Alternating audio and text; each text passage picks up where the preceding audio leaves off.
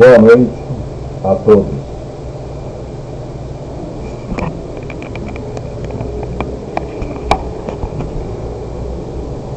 Hoje eu quero falar sobre um tema que muitas vezes é mal compreendido tanto pela psicologia quanto pela educação: o silêncio no autismo. Quando pensamos em linguagem, pensamos automaticamente em fala, mas na psicanálise sabemos que linguagem não é apenas falar. Há sujeitos que falam muito e mesmo assim não dizem nada, e há sujeitos que permanecem em silêncio, mas dizem muito com esse silêncio. O autismo nos confronta exatamente com isso. Ele nos obriga a perguntar: o que é linguagem, afinal? Na perspectiva lacaniana, que norteia minha leitura clínica e teórica, especialmente no que desenvolvo no livro Autismo, uma leitura psicanalítica, no capítulo 8 de O Sujeito, a Linguagem e o Mundo, a linguagem não é mero instrumento de comunicação. Ela é o que estrutura o sujeito, o campo onde o desejo do outro se inscreve e onde o sujeito advém como efeito de significantes. No autismo, o que observamos não é necessariamente uma ausência de linguagem, mas uma relação singular, muitas vezes precária ou defensiva, com o campo do outro e com a cadeia significativa. Lacan nos lembra que o sujeito é barrado, alienado na linguagem desde o início. Mas, no autismo, essa alienação parece se dar de um modo distinto. Há uma tentativa de evitar ou modular a invasão do significante, do desejo do outro que chega pela voz, pelo olhar, pela demanda. O silêncio, nesse contexto, não é vazio. Ele pode ser uma forma de dizer, uma recusa a se deixar capturar integralmente pela linguagem do outro, uma proteção contra o que pode ser vivido como intrusão ou de diluição do próprio ser. O sujeito autista frequentemente constrói bordas, objetos autísticos, ritmos repetitivos, escolarias ou mesmo um mutismo estratégico, não por falta de algo, mas como modo de se organizar subjetivamente. Há sujeitos verbosos no espectro, que falam sem parar, mas cuja fala circula em torno de si mesma, sem endereçamento pleno ao outro. E há os silêncios profundos, onde o corpo fala pelo gesto rígido, pelo olhar que evita, pelo balanço repetitivo que marca a presença, sem se expor à demanda do diálogo. Esses silêncios dizem: eu existo, mas não no vosso modo de existir na palavra. Na clínica, o que importa não é forçar a fala, como se o silêncio fosse apenas déficit a ser corrigido, mas escutar o que esse silêncio produz como enigma, o que o sujeito autista faz com a linguagem, quando ela não o capturou de todo, como ele inventa modos de habitar o mundo sem se deixar devorar pelo outro. É aí que a psicanálise se diferencia de abordagens que veem o autismo apenas como transtorno de comunicação ou neurodesenvolvimento. Para nós, o autismo é uma posição subjetiva, singular, face à linguagem e ao desejo. O silêncio pode ser defesa, mas também criação. Pode ser recuo, mas também afirmação de um modo próprio de ser sujeito. Convido vocês a pensarem comigo e se, em vez de ver o silêncio como ausência, o víssemos como presença de um sujeito que se recusa a ser reduzido à fala esperada. E se o autismo nos ensinasse algo essencial sobre os limites da linguagem para todos nós?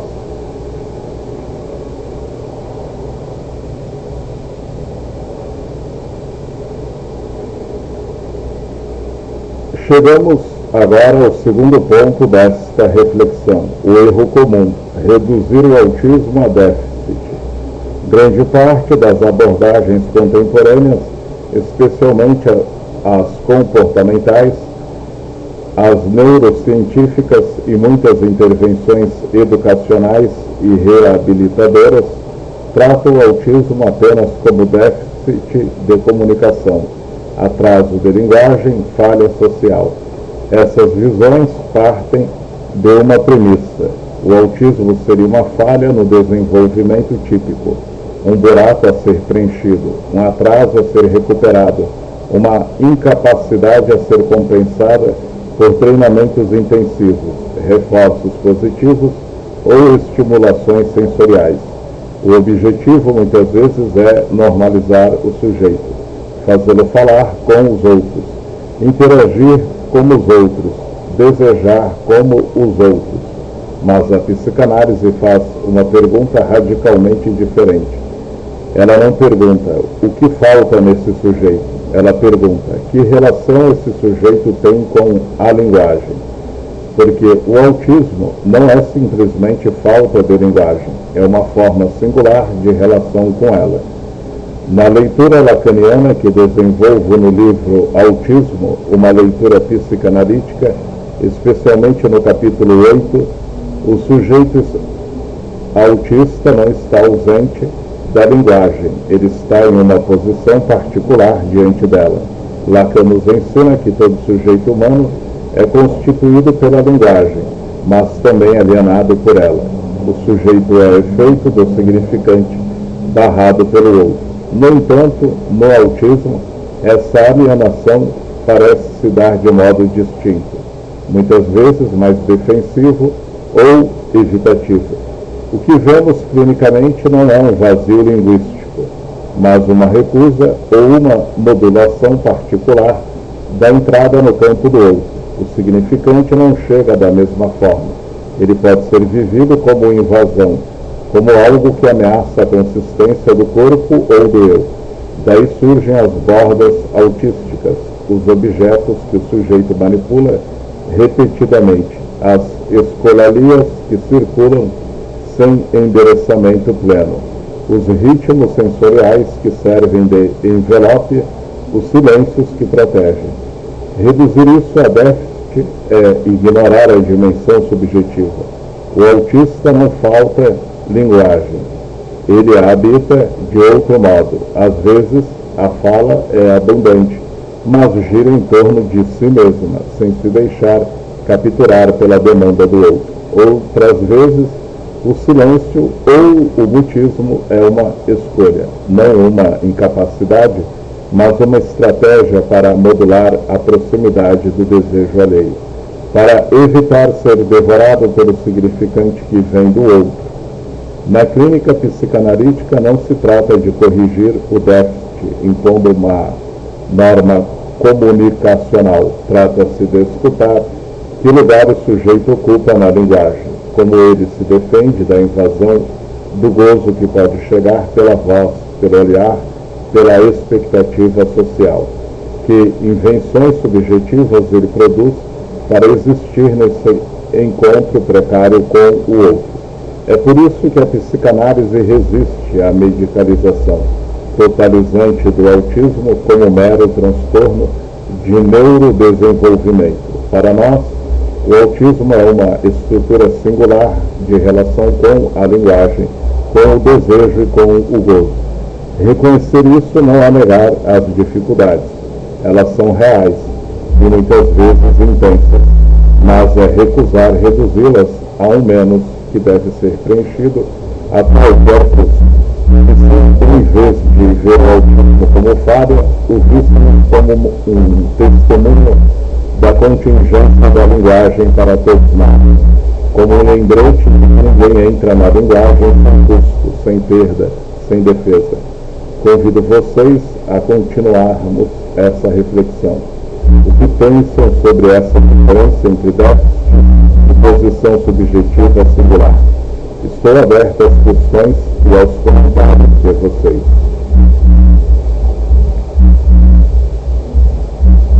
Chegamos ao ponto central desta reflexão, o silêncio autístico. O silêncio no autismo não é apenas ausência de fala, É uma posição diante da linguagem. Muitas crianças e adultos no espectro autista apresentam comportamentos que, à primeira vista, parecem déficits ou ausências. Evitam o olhar direto, evitam o chamado do outro, evitam responder ao nome. Permanecem em silêncio mesmo quando a fala já se desenvolveu em outros contextos, ou falam abundantemente, mas sem endereçamento real ao interlocutor. Esses fenômenos são frequentemente interpretados como incapacidade de comunicação, atraso cognitivo ou falha na teoria da mente. Mas, na leitura psicanalítica que proponho, desenvolvida especialmente no capítulo 8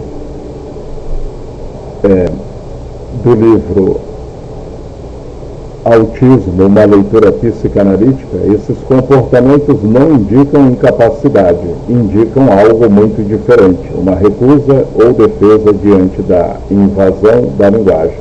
Na perspectiva lacaniana, a linguagem não é um instrumento neutro, ela é o lugar onde o desejo do outro se inscreve, onde o significante chega como algo que vem de fora e que ao mesmo tempo constitui o sujeito e o aliena.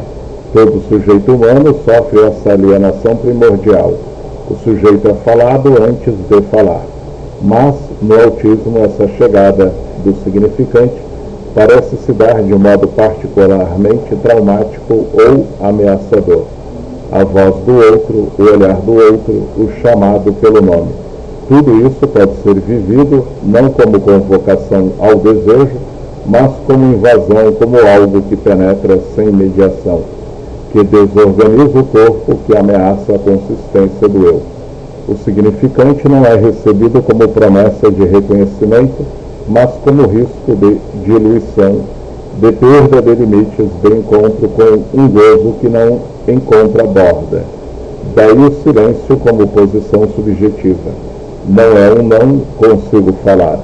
É um não vou me deixar capturar inteiramente por isso que vem do outro. O olhar evitado não é apenas dificuldade social. É uma forma de não se deixar engolir pelo olhar que demanda, que julga que espera uma resposta imediata. O não responder ao nome não é surdez simbólica, é uma recusa a ser convocada como objeto do desejo do outro, sem que o sujeito tenha podido se posicionar antes. O silêncio, ou a fala esvaziada, repetitiva, ecolálica, não endereçada, é uma maneira de manter a linguagem em um circuito fechado, protegendo o sujeito da abertura total ao campo do outro. Lacan, em vários momentos, fala do autismo como uma tentativa de escapar à captura pelo significante, de preservar uma espécie de ser anterior à linguagem ou de modular sua entrada de forma a não ser devorado por ela. O sujeito autista inventa bordas, objetos sensoriais, ritmos corporais, estereotipias, coleções, rotinas. Essas bordas funcionam como envelope, como pele segunda, que impede que o significante entre sem permissão. O silêncio autístico, portanto, é ativo. É uma defesa, sim, mas também uma criação. É uma forma de dizer, eu existo, mas não no vosso modo de existir na palavra. Eu me organizo de outro jeito diante da linguagem que ameaça me desfazer. Na clínica, isso muda tudo. Não se trata de quebrar o silêncio a qualquer custo, impondo fala, olhando nos olhos à força, chamando pelo nome até obter resposta. Trata-se de respeitar esse silêncio como enigma. O que ele protege? Que invasão ele evita? Que modo singular de habitar a linguagem esse sujeito está inventando? Quando o silêncio é escutado dessa forma, ele deixa de ser obstáculo e passa a ser porta de entrada, não para forçar o sujeito a entrar no nosso mundo linguístico, mas para que possamos, nós analistas ou acompanhantes, nos aproximar sem invadir, sem exigir que ele se torne como nós. E se o silêncio autístico nos ensinasse algo sobre todos nós, sobre o quanto a linguagem para qualquer sujeito é sempre um encontro violento, sobre o quanto precisamos de defesas, de bordas, de silêncios estratégicos, para não sermos inteiramente devorados pelo outro. O que vocês pensam sobre essa ideia de silêncio como defesa ativa, como posição subjetiva? Estou aberto às perguntas, aos comentários, às discordâncias. Chegamos ao quinto momento desta reflexão, quando a linguagem vira ruído. Para muitos sujeitos autistas, o mundo não chega organizado, ele chega como excesso de estímulos, excesso de sons, excesso de significantes. Na experiência comum, a linguagem do outro chega como algo que estrutura, que nomeia, que dá sentido, que convoca o desejo. Mas para o sujeito autista, muitas vezes essa chegada não se dá como promessa de sentido ou de reconhecimento. Ela se apresenta como ruído. A palavra do outro não aparece primordialmente como comunicação. Ela aparece como invasão sensorial, como som que satura, como significante que não encontra ancoragem, que não se amarra a um significado estável ou a um desejo compartilhado. É um fluxo de significantes que se acumula sem hierarquia, sem pausa, sem borda. A voz da mãe, o chamado do professor, as conversas ao redor, os anúncios, os sons ambientes, tudo pode se fundir em uma massa sonora indiferenciada, em um barulho que ameaça dissolver os limites do corpo e do eu. Diante desse ruído, que é ao mesmo tempo ruído acústico e ruído significante, o sujeito não fica passivo, ele cria defesas, e essas defesas não são aleatórias, não são meros sintomas a serem eliminados. Elas são tentativas ativas de organização do mundo, de produção de uma ordem mínima que permita habitar o real sem ser engolido por ele. Entre essas defesas, observamos com frequência a repetição. Ecolalias, frases fixas, roteiros verbais que o sujeito repete incansavelmente, não é falta de criatividade, é uma tentativa de dar contorno, previsível ao significante, de transformá-lo em algo controlável, ritmado, próprio. A repetição cria uma borda sonora que o sujeito pode manejar. O isolamento, o recuo para um campo, o fechamento em si mesmo, o afastamento do grupo. Não é desinteresse social, é uma estratégia para reduzir a entrada do ruído do outro, para preservar um espaço onde o significante não invada sem permissão. O silêncio, como já falamos antes, não ausência, mas posição. Uma recusa a abrir a boca para deixar entrar mais ruído ou para ser obrigado a responder ao ruído que chega.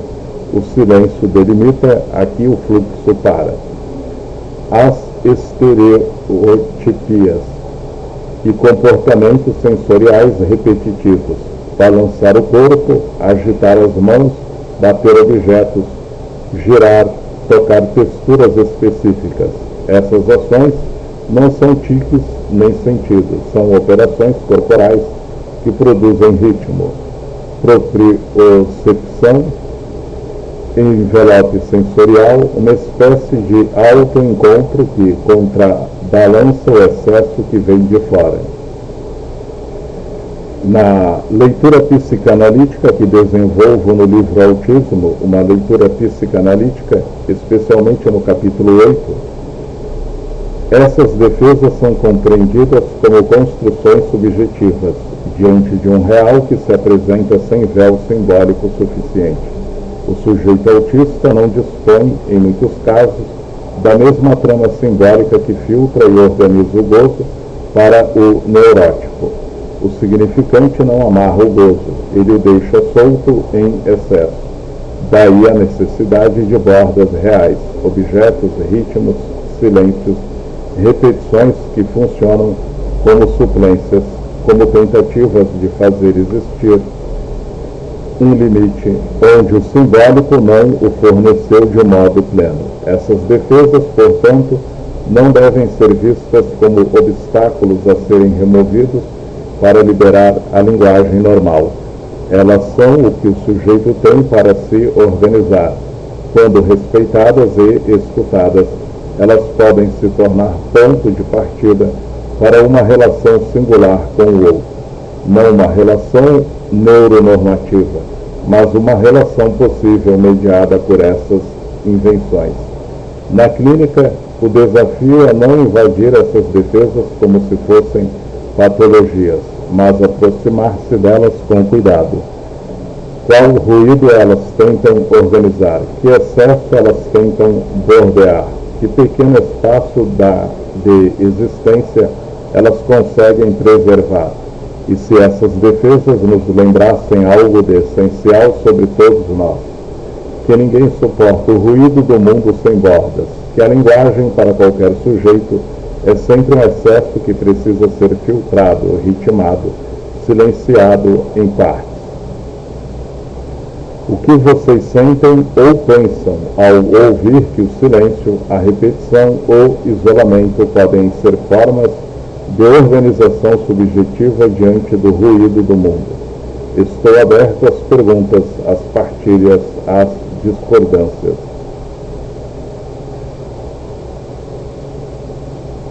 Chegamos agora ao 6º ponto, que considero um dos mais fundamentais desta reflexão. O silêncio também é linguagem. Aqui está o cerne da questão que tento desenvolver no livro Autismo, uma leitura psicanalítica, especialmente no capítulo 8. O silêncio autístico não é mero vazio, não é ausência de significante, não é buraco negro onde nada acontece. O silêncio autístico comunica. Ele é uma força de linguagem, talvez uma das mais puras e diretas que o sujeito pode produzir diante do excesso do outro. Esse silêncio pode dizer, sem uma única palavra pronunciada: não me invada, o mundo é demais, preciso me proteger. Aqui eu existo, mas não do jeito que vocês esperam. Não me obriguem a ser objeto do vosso desejo sem que eu tenha dito sim.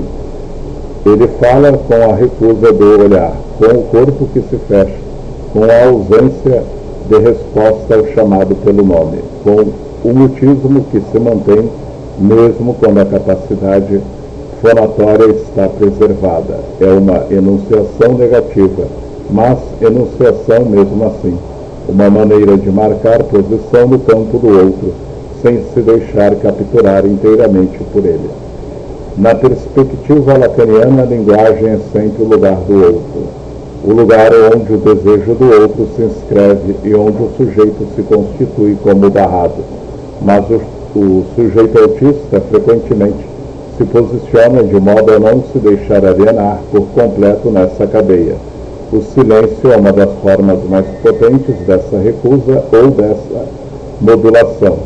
Ele interrompe o fluxo incessante do significante, cria uma pausa, uma borda, um limite real, onde o simbólico não conseguiu impor sua lei de forma plena. Por isso, na clínica psicanalítica, com os sujeitos autistas, o objetivo nunca é forçar o sujeito a falar. Forçar a fala seria invadir ainda mais, seria confirmar a ameaça que o outro representa. Você só existe se entrar no meu discurso, se responder à minha demanda, se tornar legível para mim. Essa imposição, longe de abrir caminho, reforça a necessidade de defesa, de recuo, de silêncio mais profundo. O que a psicanálise propõe, em vez disso, é escutar o modo singular como esse sujeito se organiza diante da linguagem.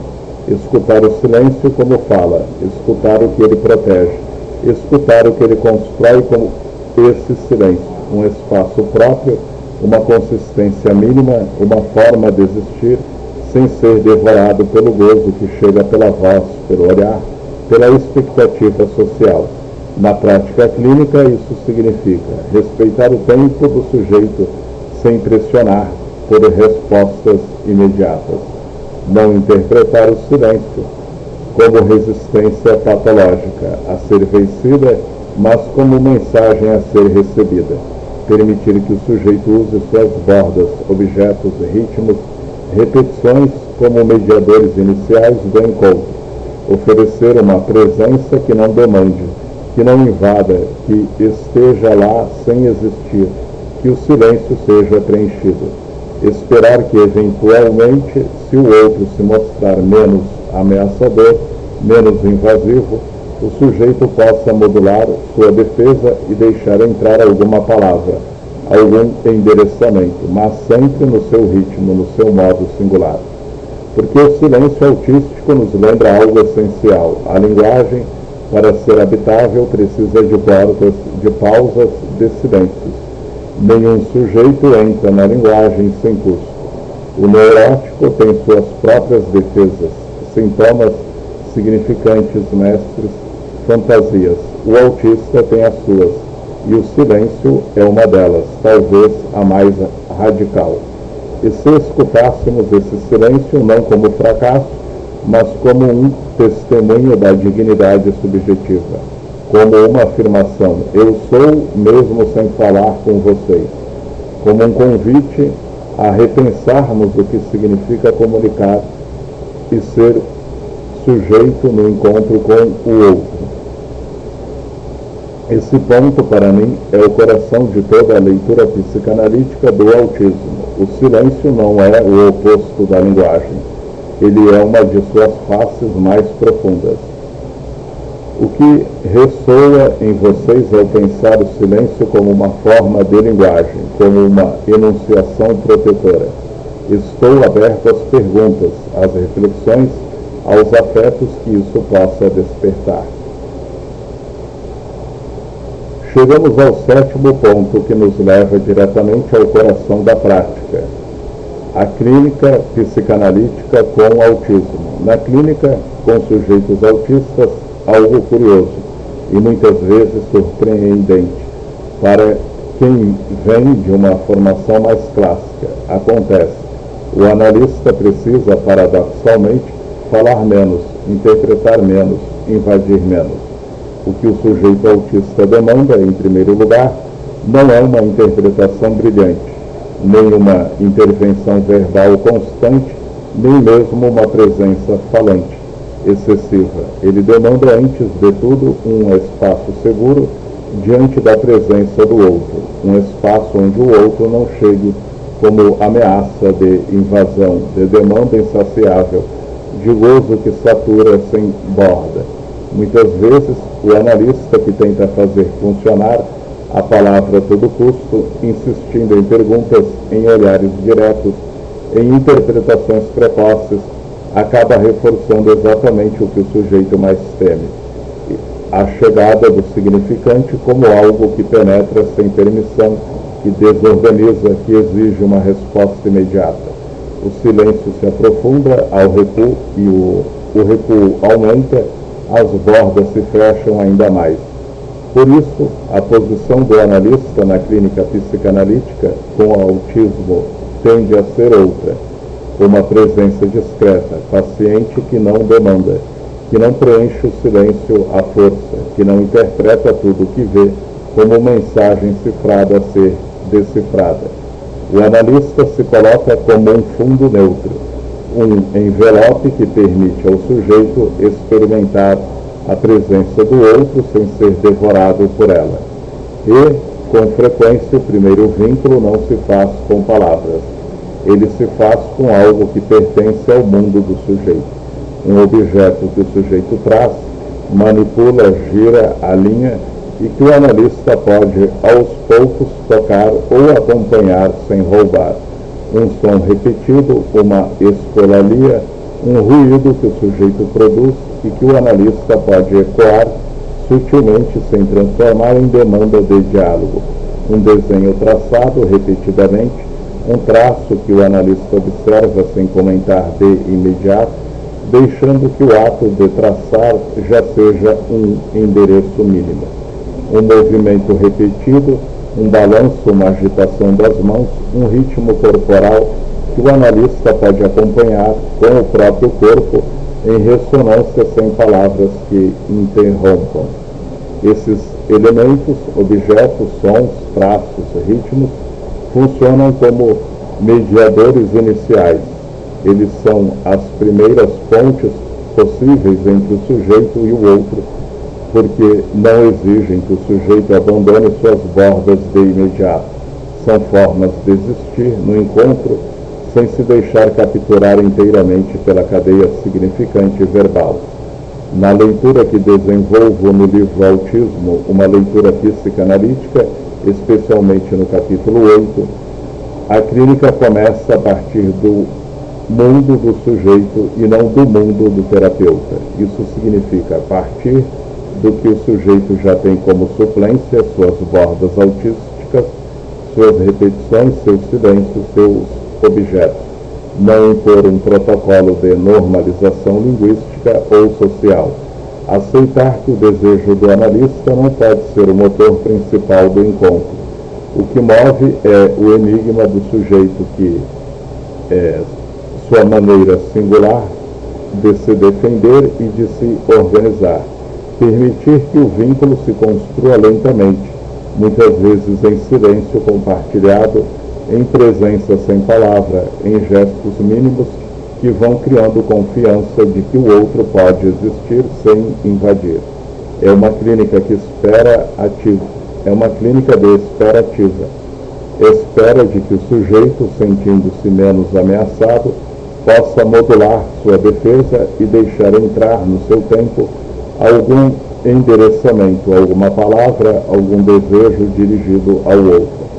Mas esse deixar entrar nunca é forçado. Ele é uma emergência possível quando o outro se mostra suportável. E aqui reside uma das lições mais preciosas que o autismo oferece à psicanálise, que o sujeito humano não é feito só de palavra, que há modos de ser sujeito anteriores ou paralelos à fala, que o vínculo transferencial pode se estabelecer por vias não verbais, que o silêncio e o objeto podem ser tão eloquentes quanto o discurso. A clínica psicanalítica com autismo nos lembra que, para todos nós, o encontro com o outro é sempre arriscado e que, às vezes, o maior ato de acolhimento é calar, estar presente e deixar que o sujeito comece a partir de onde ele está. Essa é, para mim, a parte mais viva e transformadora da reflexão. O que ressoa em vocês ao pensar numa clínica que privilegia o silêncio, o objeto, o ritmo, em vez da interpretação verbal constante? Estou aberto às perguntas, às experiências clínicas, às dúvidas, aos afetos que isso desperta. Chegamos ao oitavo ponto, que toca em algo profundamente ético e clínico, o respeito ao tempo do sujeito. Na sociedade atual existe uma pressa enorme. Tudo precisa ser corrigido rapidamente. Os prazos são curtos, os objetivos mensuráveis, os resultados esperados em meses ou semanas. No campo do autismo, isso se traduz em intervenções intensivas, protocolos padronizados, metas de aquisição de fala, de contato visual, de habilidades sociais traçadas em planilhas e cronogramas. A criança deve falar até tal idade, deve olhar nos olhos, deve brincar com pares, e se não o faz, algo está errado e precisa ser consertado com urgência. Mas, na psicanálise, sabemos, desde Freud e Lacan, que cada sujeito tem seu próprio tempo de simbolização. Não há cronograma universal para o advento do desejo, para a entrada na linguagem, para a construção de um laço com o outro. O sujeito humano não é uma máquina que se programa. Ele é um ser falante que advém em um tempo singular, marcado pela contingência, pela história, pelo encontro com significantes que nem sempre chegam no momento certo. Com o autismo isso é ainda mais evidente. O tempo de simbolização pode ser mais lento, mais tortuoso, mais defensivo, porque o significante chega como ruído, como ameaça, como excesso que precisa ser bordejado, antes de ser habitado. Forçar a fala nesse contexto, insistir em respostas verbais, em trocas rápidas, em progresso visível.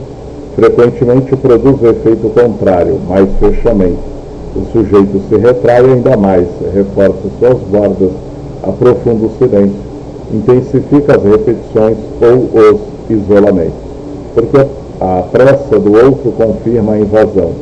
Você só vale se tornar legível para mim agora, no meu tempo, no meu ritmo. Em contrapartida, escutar o silêncio pode abrir caminhos inesperados. Quando o analista, ou o acompanhante, ou educador, ou familiar, respeita o tempo do sujeito, algo se desloca. Não se trata de passividade ou de abandono. Trata-se de uma espera ativa, sustentada pela transferência, pela presença que não exige. Nesse espaço de não pressão, o sujeito pode começar a experimentar que o outro não é sempre invasor, que a presença pode ser suportável, que o significante pode chegar em doses menores, com pausas, com bordas. Na minha experiência clínica e naquilo desenvolvo no livro Autismo, uma leitura psicanalítica, sobretudo no capítulo 8, vejo com frequência que os momentos de abertura mais surpreendentes surgem justamente quando se abandona a cronologia externa, uma escolaria que de repente ganha um endereçamento mínimo, um olhar que se sustenta por um segundo a mais, uma palavra que surge não por exigência, mas porque o silêncio foi habitado por tempo suficiente para que o sujeito se sinta menos ameaçado, um objeto compartilhado que vira mediador de um laço incipiente. Respeitar o tempo do sujeito não é sinônimo de conformismo ou de negar as dificuldades. É reconhecer que o autismo não é um atraso a ser acelerado, mas uma posição subjetiva que requer um tempo próprio para se reconfigurar diante da linguagem e do desejo. É apostar que o sujeito, quando não forçado, pode inventar seus próprios caminhos que não serão idênticos aos do neurotípico, mas que serão singulares, autênticos, dignos. E se, em vez de medir o progresso pela quantidade de palavras ou pela rapidez da resposta, medíssemos pela qualidade do encontro, pela diminuição do terror diante do outro, pela possibilidade de um silêncio compartilhado que não assusta mais, pela emergência lenta de um desejo que se dirige, mesmo que timidamente, a alguém. Na pressa da sociedade contemporânea, o autismo nos convida a uma ética do tempo, a ética de esperar sem abandonar, de estar presente sem invadir, de escutar o que não é dito em voz alta, porque o sujeito autista, em seu silêncio ou em sua fala singular, nos lembra que ser humano é sempre ser atravessado por um tempo que não se domina. Esse respeito ao tempo é para mim um dos maiores legados que a psicanálise pode oferecer no campo do autismo. O que isso desperta em vocês? Como lidam na prática ou na vida com essa tensão entre a pressa do mundo e o tempo singular do sujeito? Estou aberto às perguntas, às experiências, às emoções que esse ponto possa trazer.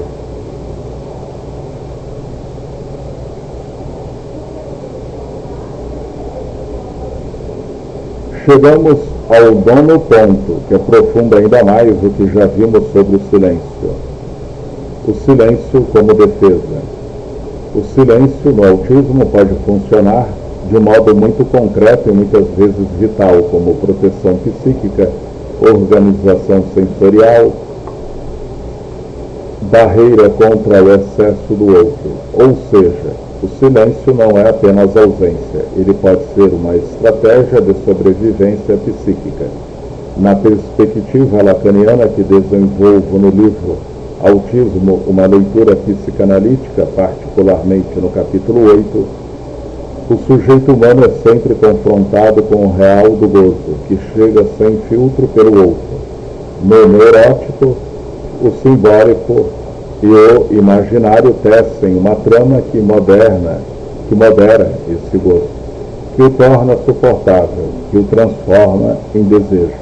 Mas no autismo, essa trama simbólica pode ser mais frágil, mais porosa, ou se constituir de modo distintivo. O significante não chega como véu, chega como lâmina, como ruído saturante, como algo que penetra o corpo sem mediação suficiente. Diante desse real invasivo, o sujeito precisa de defesas reais, e o silêncio é uma delas, talvez a mais econômica e a mais radical. Como proteção psíquica, o silêncio fecha a boca, mas também fecha a porta de entrada do significante. Ao não falar, o sujeito evita produzir significantes que possam ser capturados, interpretados, devolvidos pelo outro em forma de demanda. Ele evita a alienação total no discurso do outro. O mutismo ou o silêncio seletivo funciona como couraça. Se eu não falo, vocês não podem me fazer falar de volta. Não podem me transformar em objeto do vosso saber ou do vosso desejo sem que eu autorize. Como organização sensorial, o excesso de estímulos, sons, vozes, olhares, expectativas, satura o sistema nervoso. A fala exige coordenação motora fina, processamento auditivo, antecipação social, regulação emocional. Abrir a boca para falar pode significar abrir-se a mais ruído, a mais invasão. O silêncio, nesse sentido, reduz a entrada sensorial, preserva a homeostase corporal, permite que o sujeito mantenha um envelope sensorial mínimo. É uma forma de desligar parcialmente o canal de entrada do mundo para não entrar em sobrecarga. Como barreira contra o excesso do outro, o outro. Mãe, pai, professor, terapeuta, sociedade, chega sempre com sua demanda. Olhe para mim, responda, mostre que me entende. Seja como os outros. Essa demanda pode ser vivida como gozo invasivo, como algo que quer preencher o vazio do sujeito a qualquer custo. O silêncio ergue uma barreira. Aqui o fluxo para, aqui eu decido o limite. É uma recusa soberana, uma afirmação de que o sujeito existe, mesmo sem se submeter à lei do outro. Portanto, quando vemos uma criança ou um adulto autista em silêncio profundo, não estamos diante de um vazio a ser preenchido com urgência. Estamos diante de uma estratégia de sobrevivência. O sujeito se protege para não se desfazer. Ele organiza seu ser em torno de um silêncio que é ativo, que tem função, que tem economia psíquica. Sem essa defesa, o excesso poderia levar a desorganização maior, crises sensoriais intensas, desregulação emocional extrema, retraimento total ou mesmo comportamentos autoagressivos como tentativas desesperadas de bordear o corpo. Na clínica, reconhecer o silêncio como defesa muda radicalmente nossa posição. Não se trata de quebrar a defesa como se fosse um obstáculo patológico. Trata-se de respeitá-la como algo precioso. Ela salvou o sujeito até aqui. O analista ou o acompanhante pode se aproximar dizendo, com sua própria presença: eu vejo que você precisa dessa barreira. Eu não vou forçá-la a cair. Estou aqui do lado de fora, sem invadir, esperando que no seu tempo você decida se e como quer modular essa proteção. Porque quando a defesa é respeitada, ela pode se tornar menos rígida, não por mágica, mas porque o outro se mostra menos ameaçador.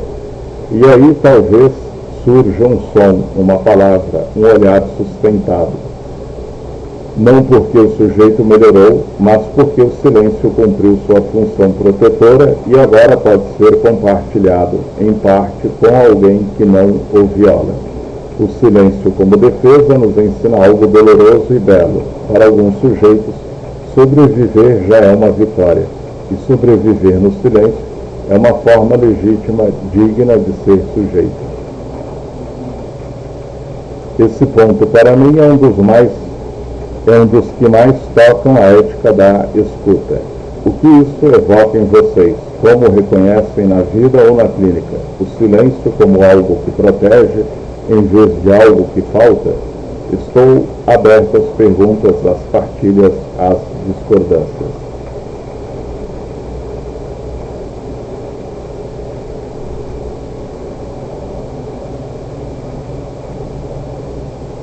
Chegamos ao 10º ponto, que nos leva diretamente à posição ética e subjetividade do analista na clínica com o autismo. O papel do analista. O analista não entra na clínica para consertar o sujeito. Ele não vem como técnico de reabilitação, nem como educador que impõe normas, nem como médico que corrige déficits. Ele entra para escutar, acompanhar, sustentar um espaço de existência. No autismo, isso significa aceitar algo muito importante e muitas vezes doloroso, para quem está acostumado a medir o humano por padrões neurotípicos. O sujeito pode se relacionar com o mundo de outra forma, e isso não significa que ele não seja sujeito.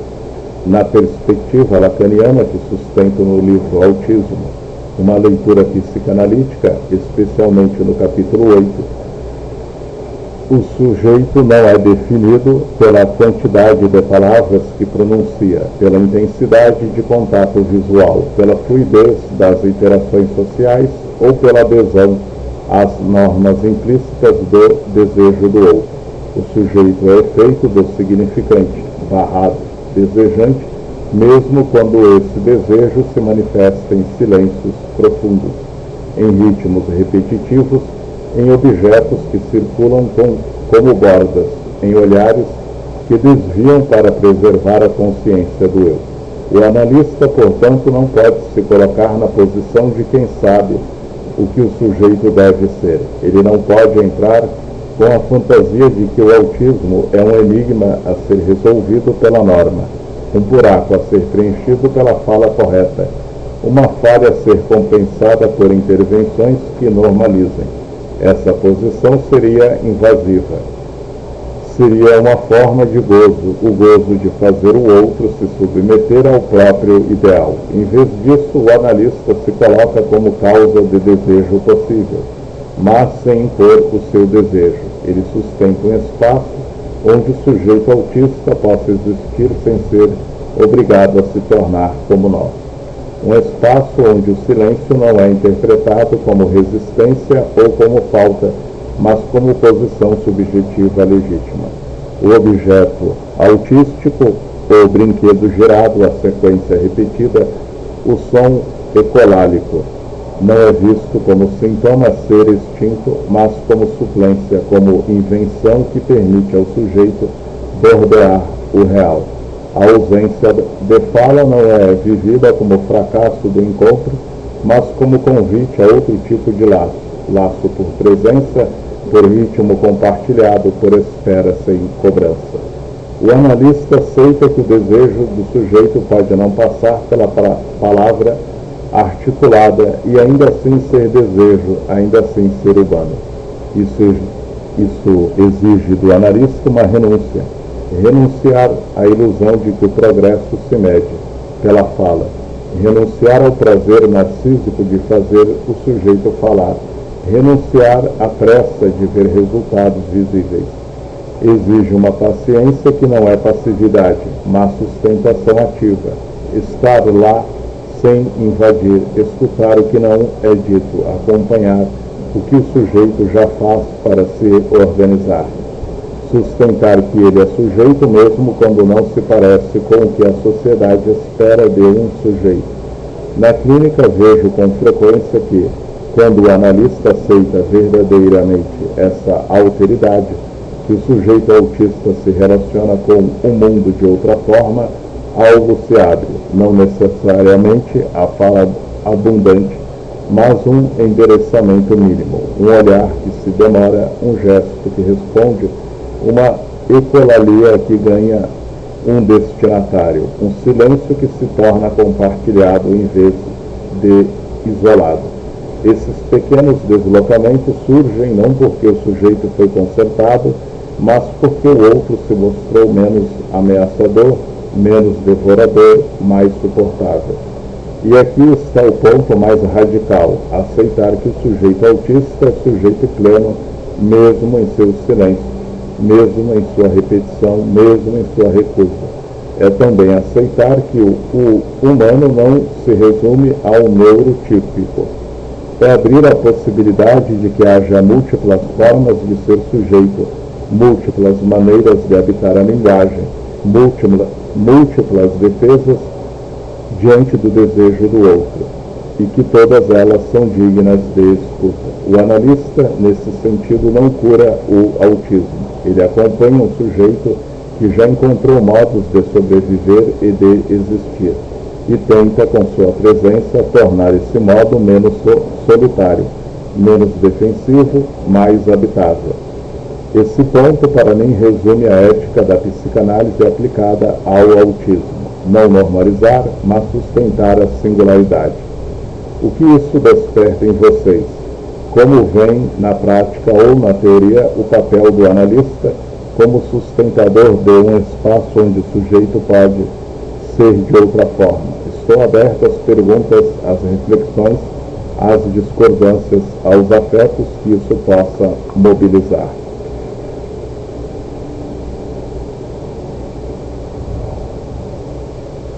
Chegamos ao ponto 11, que para mim é o mais essencial e que dá sentido a tudo o que foi dito até aqui. O grande ensinamento do autismo. O autismo ensina algo profundo para a psicanálise e, por extensão, para qualquer um que se dispõe a escutar verdadeiramente o outro. Nem todos entram na linguagem da mesma maneira. Alguns entram pelo discurso articulado, pela troca fluida de significantes, pelo jogo do desejo mediado, pela palavra que convoca e responde. Outros entram pelo silêncio, pelo recuo, pela repetição que borda, pelo objeto que circula como suplência, pelo ritmo corporal que marca a presença sem se expor, pela ecolalia que transforma o significante do outro em algo próprio controlável, pelo olhar que evita para não ser capturado.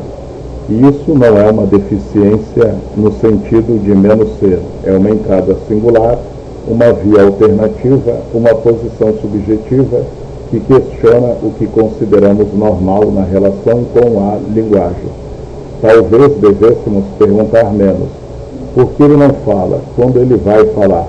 Como fazer ele falar mais? Qual intervenção vai acelerar a fala? E perguntar mais com curiosidade genuína e sem pressa de resposta. O que esse silêncio está dizendo?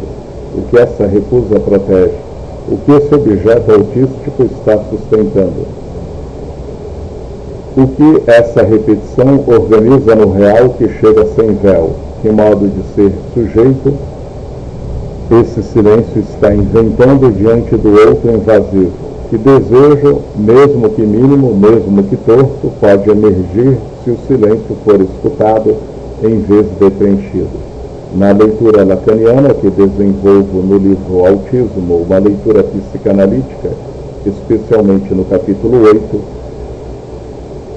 o autismo não é um fora da linguagem, é uma maneira extrema de confrontar a contingência da linguagem para todo sujeito humano, porque no fundo ninguém entra na linguagem sem perda, sem alienação, sem defesa. O neurótico defende-se com sintomas, com significantes mestres, com fantasias. O autista defende-se com bordas reais, silêncio, repetição, objetos, ritmos. Ambos são sujeitos, ambos são falados pelo outro antes de falar. A diferença está na economia subjetiva, na forma como cada um bordeia o real do gozo. O grande ensinamento do autismo, portanto, é ético e epistemológico ao mesmo tempo. Ele nos obriga a abandonar a ilusão de que há um único caminho legítimo para ser sujeito falante. Ele nos força a repensar o que significa a linguagem não apenas fala, mas qualquer operação que permita ao sujeito se posicionar diante do outro sem se desfazer. Ele nos convida a uma escuta mais radical, escuta do que não se diz em palavras, do que se diz no corpo, no silêncio, na ausência calculada. Ele nos lembra que o humano não é definido pela norma, mas pela singularidade do modo como cada um inventa sua relação com o desejo, com o gozo, com o outro. Quando paramos de perguntar por que não falar e passamos a perguntar o que esse silêncio está dizendo, algo se transforma. Não necessariamente o sujeito começa a falar mais, embora isso possa acontecer em alguns casos, como efeito colateral de um encontro menos ameaçador. Mas o sujeito pode começar a existir de modo menos solitário, pode sentir que seu silêncio é recebido como fala válida, pode experimentar que o outro não é sempre devorador, pode, quem sabe, modular sua defesa e deixar entrar no seu tempo, no seu modo, algum fragmento de endereçamento. E isso, para mim, é o mais belo que a psicanálise pode oferecer no encontro com o autismo. Não a promessa de normalidade, mas a sustentação da dignidade de ser sujeito de outra forma. O autismo não é um enigma a ser resolvido pela ciência ou pela educação comportamental. É um testemunho vivo da diversidade do humano na linguagem. E se soubermos escutá-lo, ele nos ensina algo que vale para todos nós, que o silêncio, quando falado com respeito, pode ser a mais profunda das enunciações.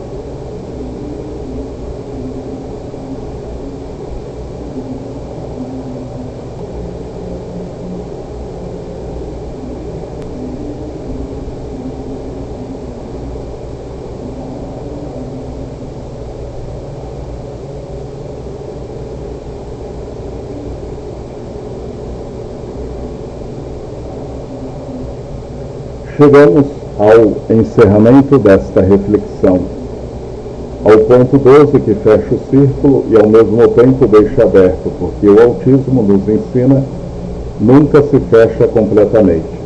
O silêncio no autismo não é vazio, é um silêncio, é um território singular habitado por um sujeito que se organiza de outra forma diante da linguagem, do desejo e do gozo, um território que não se deixa mapear pelos protocolos padronizados, nem pelas expectativas neurotípicas, nem pela pressa de resultados mensuráveis. Esse território exige de quem se aproxima a escuta, não a escuta que já sabe o que vai ouvir, mas a que se dispõe a ser surpreendida pelo que não tem palavra. Respeito à soberania do sujeito que escolheu o silêncio como defesa, como borda, como modo de sobrevivência. Tempo próprio do sujeito que não se submete ao calendário da sociedade acelerada, nem à urgência do progresso visível.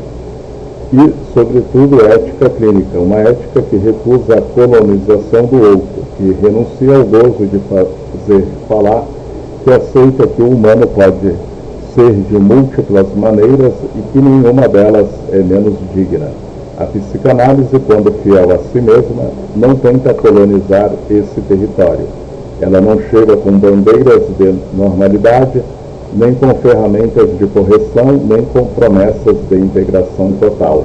Ela tenta humildemente caminhar ao lado dele. Caminhar ao lado significa estar presente sem invadir, sustentar um espaço onde o silêncio possa ser habitado sem medo, acompanhar as bordas que o sujeito constrói sem pretender derrubá-las, permitir que se, quando o sujeito quiser, um pedaço desse território se abra ao encontro, mas sempre no ritmo dele, no modo dele, na língua dele. Porque o silêncio autístico não é um problema a ser resolvido, é um testemunho da continência da linguagem para todo ser falante. O lembrete de que ninguém entra no simbólico sem custo, sem defesa, sem invenção singular, e que por isso todos nós, neuróticos, psicóticos, autistas, somos no fundo parentes na dificuldade de habitar o outro. Muito obrigado por terem caminhado comigo, ponto a ponto, nessa tentativa de escutar o que o silêncio tem a dizer. Foi uma honra compartilhar essas ideias, essas dúvidas, essa aposta na singularidade do sujeito. Se algum dia, em uma consulta, em uma sala de aula, em um encontro familiar, vocês se depararem com o silêncio autístico, lembrem-se, não é um vazio esperando ser preenchido, é um território. E o maior gesto de acolhimento pode ser simplesmente estar ali, sem colonizar, sem apressar, apenas caminhando ao lado. Boa noite a todos e que o silêncio, quando escutado com ética, continue nos ensinando o que significa ser humano. Muito obrigado.